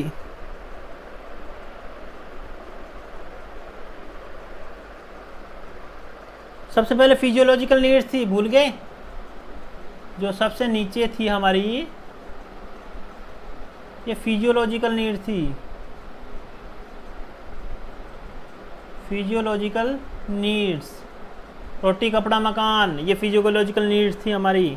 फिर उसके बाद हमारी फिजिकल नीड्स पूरी हो जाती हैं तो सेफ्टी नीड्स, हमें इंश्योरेंस वगैरह की ज़रूरत पड़ती है, हमारे परिवार को सेफ्टी प्रोवाइड करना, वो सिक्योरिटी सेफ्टी की बात आती है यहाँ पे, ठीक है। उसके बाद बिलोंगिंगनेस एंड लव नीड्स, उसके बाद ये नीड पूरी हो जाती है तो आदमी और सोचता है कि मैं रिलेशनशिप में हूँ, मेरे डिजायर्स हैं, किसी के साथ लव फ्रेंडशिप, इसमें वो चला जाता है। बिलोंगिंगनेस एंड लव नीड्स आ जाती हैं यहाँ। फिर ये पूरी हो जाती हैं तो उसको और भी ज़्यादा, मेरे पास पैसा हो, दौलत हो, धन हो, नौकर हो, चाकर हो, कोठी हो, बंगला हो, तो ये एस्टीम नीड्स में आ जाती हैं। किस में आ जाती हैं? Esteem needs. तो यहाँ पे बहुत कम लोग होते हैं, इसका पिरामिड देखो संकीर्ण होता जा रहा है, कंजस्टेड होता जा रहा है, तो यहाँ पे जैसे ऊपर है तो बहुत कम लोग मिलते हैं इस तरह की। फिर सेल्फ एक्चुअलाइजेशन, ये सबसे ऊपर आती है सेल्फ एक्चुअलाइजेशन। सेल्फ एक्चुअलाइजेशन कौन सी होती है? हाँ भाई, मेरे को आत्मबोध हो गया, सब कुछ हो गया, आत्मबोध। अब मेरे को रोटी मतलब बंगला किसी की चीज़ की जरूरत नहीं, पैसे दौलत, यहीं जाऊँगा, यहीं मर जाऊँगा, यहीं जन्म लिया, यहीं मर जाऊँगा, तो क्या साथ लेके आए, क्या साथ लेके जाना। तो जो सेल्फ एक्चुअलाइजेशन में या तो बाबे बन जाते हैं या कहीं दूर जाके अपना साधना में बिजी हो जाते हैं, वो स्पिरिचुअलिटी में चले जाते हैं, तो वो सेल्फ एक्चुअलाइजेशन में होते हैं। बहुत कम लोग ऐसे होते हैं। तो ये पूरी उसने मैस्लो ने हायरार्की नीड्स ये उन्होंने शो की थी।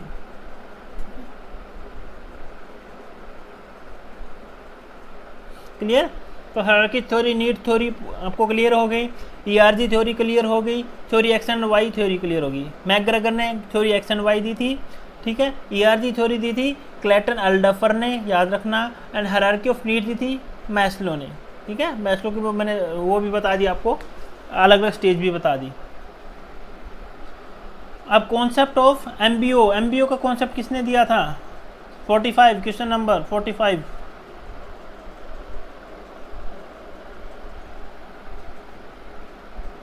सबसे आसान है यार, पीटर एफ ड्रुकर था। पीटर एफ ड्रुकर ने दिया था, क्योंकि हेनरी फ्योल ने तो कौन सा दिया था, भूल गए? School of human process, management process वाला दिया था, ठीक है। मैरी पार्कर ने बताओ कौन सा दिया था? मैरी पार्कर ने 45 का तो ये है आंसर, ये तो बता दिया मैंने, बाकी एडिशनल पूछ रहा हूँ। मैरी पार्कर ने किस चीज़ की थ्योरी दी थी? मैरी पार्कर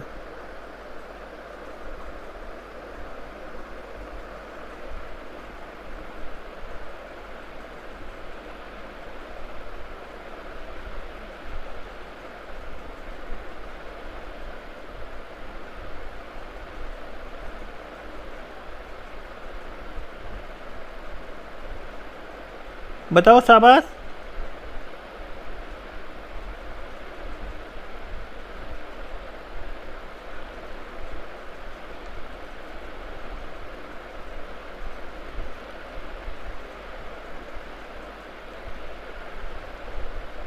नहीं भाई नहीं।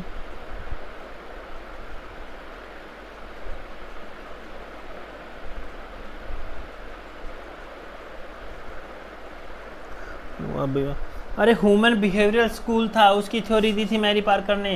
किसकी दी थी? Human behaviour school, school of human behaviour. ठीक है, मैरी पार्कर ने दी थी। ठीक है, और मैरी पार्कर के साथ साथ कौन था इसमें ह्यूमन बिहेवियर स्कूल में? मैरी पार्कर के साथ कौन था? एक तो था एएफ मास्लो, था एल्डर मास्लो, याद रखना। मैरी पार्कर के साथ जो ह्यूमन बिहेवियर स्कूल के अंदर कौन कौन था? एक तो था इसमें जो एएफ मास्लो, ठीक है। दूसरा था इसके अंदर इसके साथ एफएच हेंजबर्ग था इसके साथ, एफएच हेंजबर्ग। तीसरा कौन था इसके साथ? मैकग्रेगर।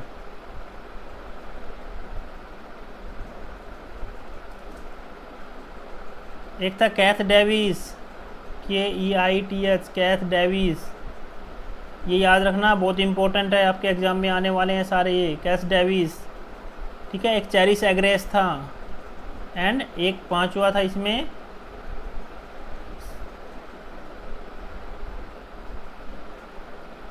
चेरिस एग्रेस। तो ये सारे क्या था इसमें जो मैरी पार्कर ने दिया था ह्यूमन बिहेवियर स्कूल के। ठीक है, चलो एक क्वेश्चन पूछता हूँ, सिस्टम अप्रोच किसने दिया था? School of system approach.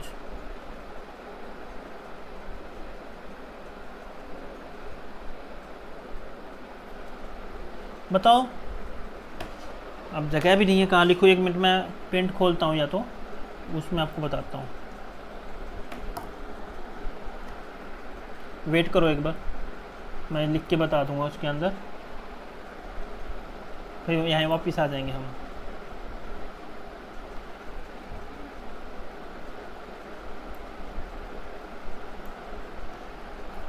अब बताओ मेरे को, सिस्टम अप्रोच ऑफ स्कूल किसने दिया था? कौन था founder?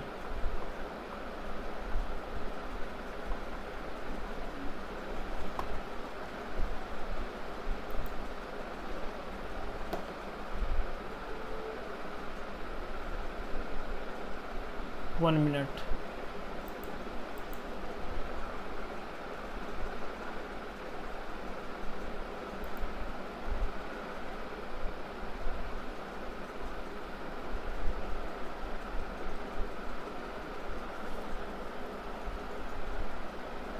Okay, now ready. So management thought system approach, जो सिस्टम अप्रोच था, स्कूल ऑफ सिस्टम अप्रोच किसने दिया था? सिस्टम अप्रोच का स्कूल। तो याद रखो, इसमें लिख लो चाहे तो। इसमें जो मेन था इसका कैनिथ था। कैनिथ मतलब KE, एक प्रोफेसर था कैनिथ था, उसके साथ बोल्डिंग था। ठीक है, बोल्डिंग, और इसके साथ था जॉनसन।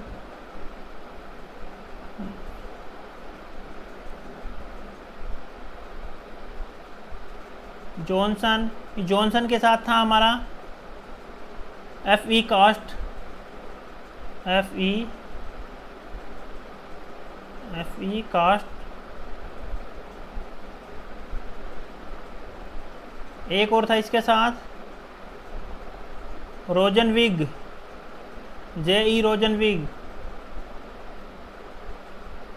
JE, इसका पूरा नाम था JE रोजनविग।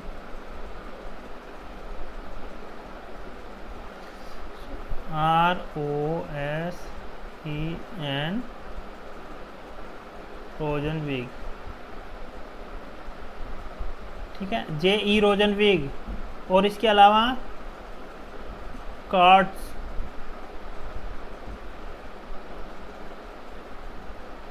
कार्जन कहान, कार्जन Kahn, KAHN Kahn. Forester,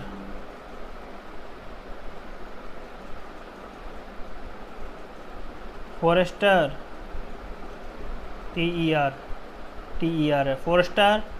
and CW Churchman, CW Churchman. ये सब कौन थे? ये सिस्टम अप्रोच, जिन्होंने फाउंड किया था सिस्टम अप्रोच, कि उन्होंने कहा था बिना सिस्टम के कुछ चल नहीं सकता। Machine, material, machine, everything is should be connected to each other. एक दूसरे के बिना काम पूरा नहीं हो सकता, तो सिस्टम से चलता है सारा, एक दूसरे के सब कम्प्लीमेंट्री है। किसी भी एक की कमी से लेबर हो चाहे मशीनरी हो चाहे मटेरियल हो, काम नहीं चल सकता। तो उन्होंने इस चीज़ पे फोकस किया था।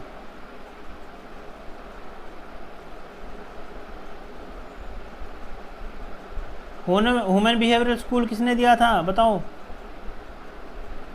मैरी पार्कर, मैं बता चुका था, Mary Parker human behavioural school दिया था उन्होंने। सिस्टम अप्रोच मैंने अभी बता दिया, ठीक है। डिसीजन थ्योरी स्कूल किसने दिया था? चलो इनको छोड़ो, अब ये बताओ मेरे को। डिसीजन अप्रोच स्कूल,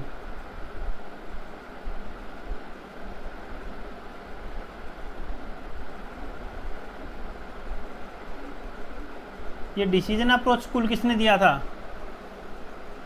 जिसने डिसीजन थ्योरी ऑफ स्कूल जिन्होंने डिफाइन की थी।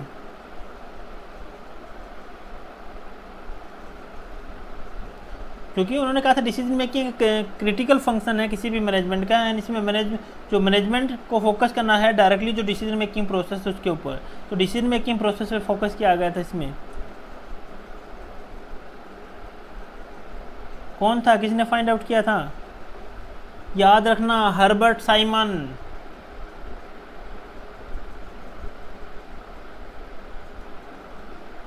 कौन था?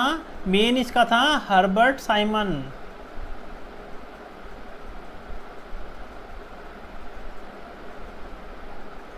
Herbert Simon.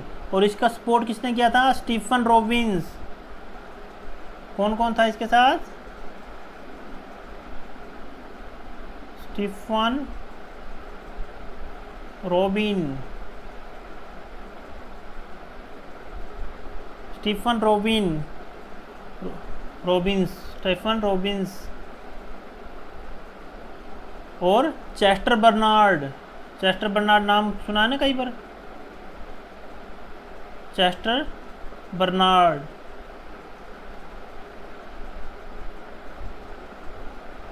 और कौन था इसके साथ?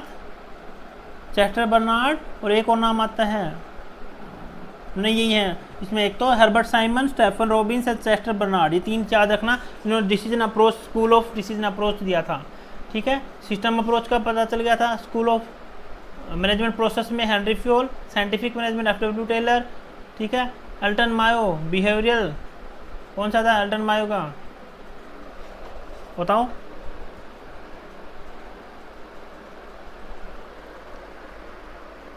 भूल गए? हाथरन एक्सपेरिमेंट किस में हुआ था?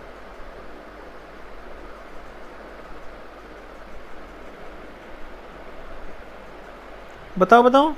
अल्टन मायो जो प्रोफेसर था, यही तो कमी, तो ह्यूमन रिलेशन स्कूल था, वो हो गया ह्यूमन रिलेशन स्कूल, ठीक है। याद रखना सारी चीजें। Human behavioural school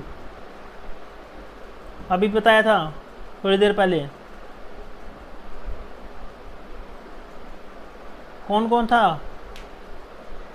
AF Maslow, FH Herzberg, McGregor, Keith Davis and Chris Argyris, जो मैं बता चुका, ठीक है। सिस्टम अप्रोच ये यहाँ पे बता दिया मैंने आपको। उसके बाद डिसीजन थ्योरी अप्रोच, ये स्कूल का ये बता दिया कौन कौन था फाउंडर। अब ये एक और स्कूल था, मैथमेटिकल और क्वांटिटेटिव स्कूल।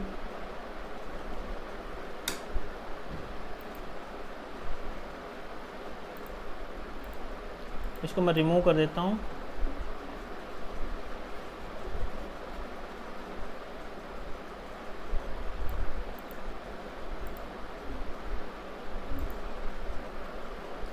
ठीक है, कौन सा स्कूल है हमारे पास यहाँ? मैथमेटिकल और हम क्वांटिटेटिव स्कूल।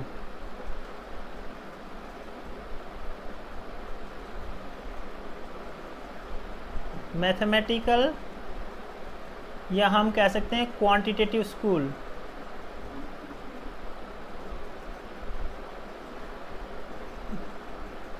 तो मैथमेटिकल क्वांटिटेटिव स्कूल, ये इसमें जो थ्योरी ऑफ जो हमने पढ़ते हैं ना, जो डिसीजन मेकिंग थ्योरी पढ़ते हैं हम, क्वांटिटेटिव टेक्निक्स पढ़ते हैं हम, तो वो थ्योरी किसने दी थी? तो ध्यान से सुनो, इसमें जो मॉडल बिल्डिंग की थी, लीनियर प्रोग्रामिंग, क्यूइंग थ्योरी है, गेम थ्योरी है, ऑपरेशन रिसर्च है, वो सारी थ्योरीज हैं, किसने बिल्ड की थी? एल एकॉफ, नाम याद रखना, L dot एकॉफ।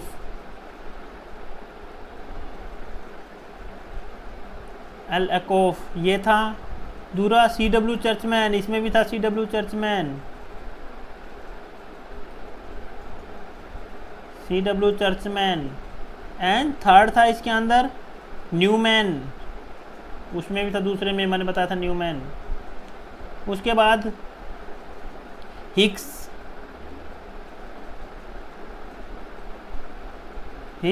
And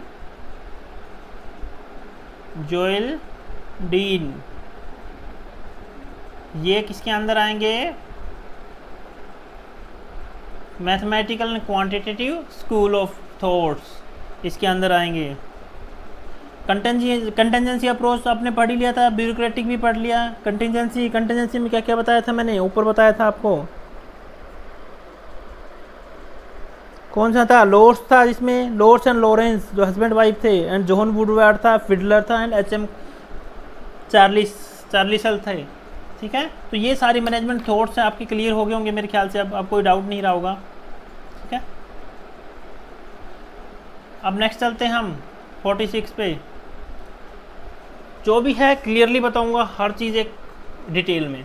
mister Sunil's 1 day salary was deducted because of his uniform leave, as he was already warned about his behavior. It is an example of which method of shaping behavior. 1 day की salary काट ली उसकी, उसने inform नहीं किया था management को कि मैं छुट्टी पे हूँ,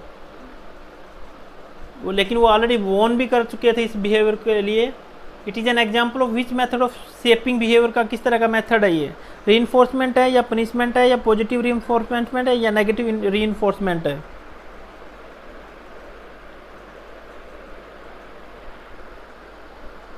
तो पनिशमेंट ना, तो रीइंफोर्समेंट कोई दबाव नहीं है, पॉजिटिव रीइंफोर्समेंट भी नहीं है, कोई रिवार्ड देना पॉजिटिव, नेगेटिव भी नहीं है, क्योंकि वो अपनी जगह सही है। नेगेटिव कैसे हो जाए? ऑर्गेनाइजेशन अपनी जगह सही है। पनिशमेंट, तो ये पनिशमेंट में आता है, उसको पनिशमेंट दी गई इस चीज़ के लिए। Punishment is the right. While managing the political behaviour in organisation, the manager require discouraging.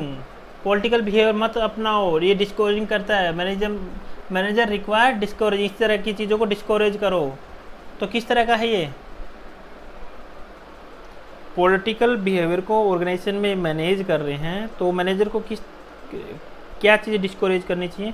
Negotiation कर लेना चाहिए, या सेल्फ इंटरेस्ट, खुद का इंटरेस्ट दिखाना चाहिए, या रिलेशनशिप बना लेनी चाहिए पॉलिटिकल के साथ, टीम के साथ, या डायलॉग करने चाहिए उनके साथ? बताओ, जो पॉलिटिक्स बाजी करते हैं, इंटरनल पॉलिटिक्स करते हैं, आके किसी की शिकायत करते हैं, तो मैनेजर को उनके साथ इन्वॉल्व होना चाहिए, इंटरेस्ट दिखाना चाहिए, या डिस्करेज करने चाहिए, नेगोशिएशन क्या करना चाहिए? सोचो। सेल्फ इंटरेस्ट, उसका सेल्फ इंटरेस्ट होता है, ठीक है। डिस्करेज करना चाहिए उनका सेल्फ इंटरेस्ट, कोई इंटरेस्ट नहीं दिखाना चाहिए। This things to be discourage करनी चाहिए सेल्फ इंटरेस्ट, कोई इंटरेस्ट नहीं दिखाना चाहिए पॉलिटिकल चीज़ों में। 48 people with which type of the personality trait commonly make poor decision because they make them too fast। तो किस तरह के लोग हैं ना, किस तरह की पर्सनालिटी के लोग हैं जो पुअर डिसीजन लेते हैं, क्योंकि वो उनको बहुत जल्दबाजी में करते हैं, बहुत जल्दबाजी में डिसीजन लेके। किस तरह के लोग होते हैं वो? Type A, type B, self monitors, extroverts. तो ये टाइप ए, टाइप बी पढ़ लेना, थ्योरीज है बहुत सी, इसमें पर्सनालिटी की थ्योरीज हैं। पर्सनालिटी वाला चैप्टर करेंगे तब उसमें आएगा सब। तो type A, type B and self monitors, extroverts, किस तरह के लोग होते हैं? इस तरह के जो बहुत जल्दबाजी में फैसला ले लेते हैं। या टाइप ए, एक तरह के टाइप लोग होते हैं, और बी के थोड़े समझदारी से काम लेते हैं। सेल्फ मॉनिटर जो खुद को मॉनिटर करते हैं, सेल्फ अपने खुद को अकॉर्डिंग। इंट्रोवर्ट जो खुद, एक्सट्रोवर्ट जो एक्सट्रोवर्ट होते हैं, खुद सारी चीज़ों को देख के एक्सटर्नल इन्वायरमेंट को स्कैन करके एक्सट्रोवर्ट होते हैं। भारी रूप से अंदर कुछ होता है, बाहर कुछ दिखाते हैं। तो टाइप ए में जो बहुत जल्दी फाटे, टाइप बी में थोड़ी समझदारी से काम लेते हैं। 49 विच of the following is N environmental force that saves personality? किस तरह का जो इन्वायरमेंट फोर्स है जो एक पर्सनैलिटी को बनाता है, सेव करता है, चेंज करता है, शेपिंग करता है?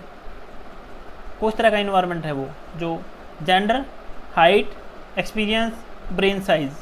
बहुत ईजी है, तो बहुत ईजी है। जेंडर से हमारा कोई पर्सनैलिटी में नहीं फर्क नहीं पड़ता, हाइट से कोई फर्क नहीं पड़ता पर्सनैलिटी में, ब्रेन साइज से कोई फर्क नहीं पड़ता। ज़्यादा बड़ा दिमाग है तो ज़्यादा स्मार्ट बन जाओगे, ज़्यादा पर्सनैलिटी बन जाएगी। एक्सपीरियंस, द मेन थिंग है experience make you more personalise. Personality shape करता है, अच्छी बनाता है। जैसे जैसे एक्सपीरियंस आएगा आप सीखते जाओगे। अब लास्ट क्वेश्चन पे चलते हैं। वो क्वेश्चन तो बहुत हैं, लेकिन आज इस लेक्चर में इतना ही करेंगे, बाकी दूसरे लेक्चर में हम आगे करेंगे। तो हमारा है 50 लास्ट क्वेश्चन। आज का टारगेट हमारा 50 का ही था, चाहे टाइम कितना लग जाओ। हमारा लास्ट क्वेश्चन ये था। Factor other than the satisfaction that impact one decision to leave a current job include all the following except. सब इंक्लूड करता है लेकिन एक चीज़ को छोड़ के। कौन सी चीज़ है वो? फैक्टर अदर देन सेटिस्फैक्शन के अलावा कौन से फैक्टर हैं जो इम्पैक्ट करते हैं किसी के डिसीजन को, एक करंट जॉब को लीव करने पे।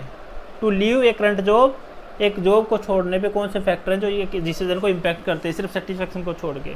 कौन से दूसरे फैक्टर हैं जो उसको अफेक्ट करते हैं? Except labour market condition, length of tenure with the organisation, organisational citizenship behaviour, expectation about the alternative job opportunities. कौन सा फैक्टर है जो उनके डिसीजन को अफेक्ट करता है एक जॉब को छोड़ने के लिए?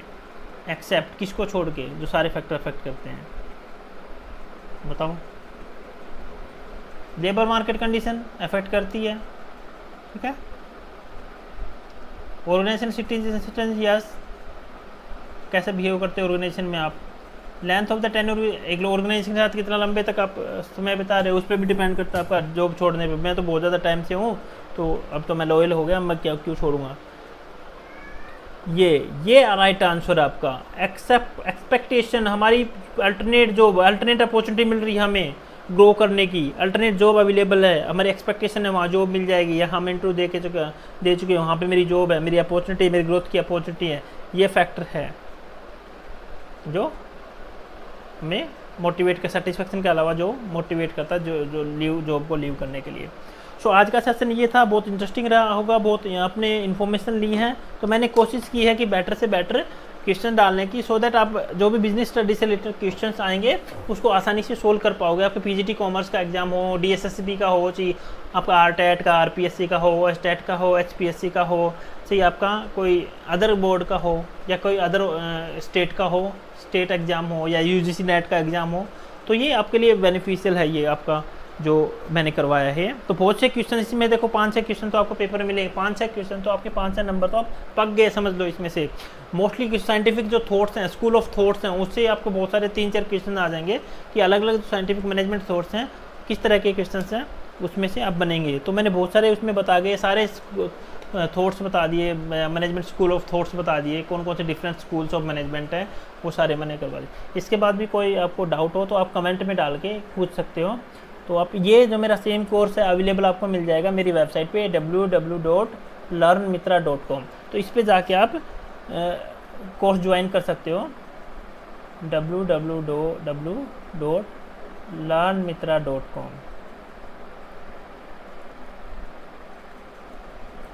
ठीक है, इस पे आपको मेरा ये कोर्स मिल जाएगा। और इसके अलावा अगर मेरी आपको नोट्स, स्टडी मटेरियल, ई बुक पढ़नी है तो आप ईजी नोट्स फॉर यू पे भी जाके वहाँ पे notes and study material available है, उसको आप पढ़ सकते हो। और easy notes for you book store के नाम से ऐप है हमारी, प्ले स्टोर पे, ठीक है, तो उसको भी आप देख सकते हो।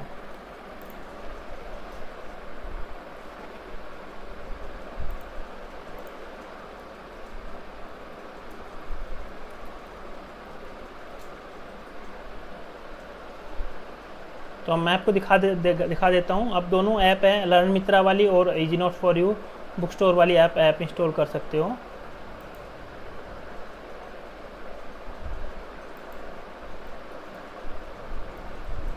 देखो दो ऐप मिलेगी, इजी नोट्स फॉर यू वाली और easy notes for you book store, ठीक है। इजी नोट्स फॉर यू तो हमारी वेबसाइट में जो भी है सारा स्टडी मटेरियल वगैरह, न्यूज़ आर्टिकल्स, ब्लॉग्स, वो आप रीड कर सकते हो। और easy notes for you book store है हमारी ई बुक्स है, किंडल स्टोर है, अमेजन किंडल स्टोर है, उस तरह की आप रीड कर सकते हो ऑनलाइन बुक्स कभी भी किसी भी टाइम।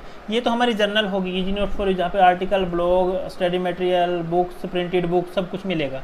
ये सिर्फ ई बुक्स के लिए है, हमारा easy notes for you book store है, ये ओनली फॉर ई बुक्स है।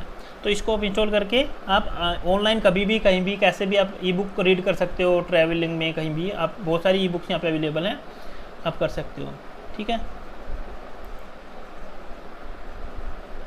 तो ये हमारे बुक्स एंड ई बुक्स हैं, यहाँ पे आप कर सकते हो इसको डाउनलोड इंस्टॉल करके। रेटिंग एंड रिव्यू करना ना भूलें, ये सारी बुक्स आपको मिल जाएंगी। और इसके अलावा जो लर्न मित्रा वाली हमारी ऐप है, इसको भी आप कर सकते हो, ठीक है। ऑनलाइन यहाँ पे कोर्सेज वगैरह हैं, मॉक टेस्ट हैं, आप कभी भी कहीं भी कैसे भी सीख सकते हो, ठीक है। तो ये ऐप है, अगर देखना को डिटेल में जाना तो हमारी वेबसाइट पे विजिट कर सकते हो www.learnmitra.com। उसी तरह ई नोट्स फॉर यू से रिलेटेड easynotes4u.com पे जाके आप डिटेल में इंफॉर्मेशन ले सकते हो। So thank you so much to listen my lecture carefully. I hope you enjoy it and more information you have get in this lecture। अब कुछ भी क्वेश्चन कोई मिस्टेक हो गई हो तो मेरे को करेक्ट कर दीजिए कमेंट देके। तो फिर मिलेंगे नेक्स्ट में, हो सकता है मे बी इन इकोनॉमिक्स वाले लेक्चर में मिलेंगे नेक्स्ट हम। ये बिजनेस स्टडी से रिलेटेड, ऑर्गेनाइज बिहेवियर से रिलेटेड, तो ये आपकी यूजीसी नेट में बहुत हेल्पफुल है, यूजीसी नेट में या पीजीटी कॉमर्स में बहुत ज़्यादा हेल्पफुल है।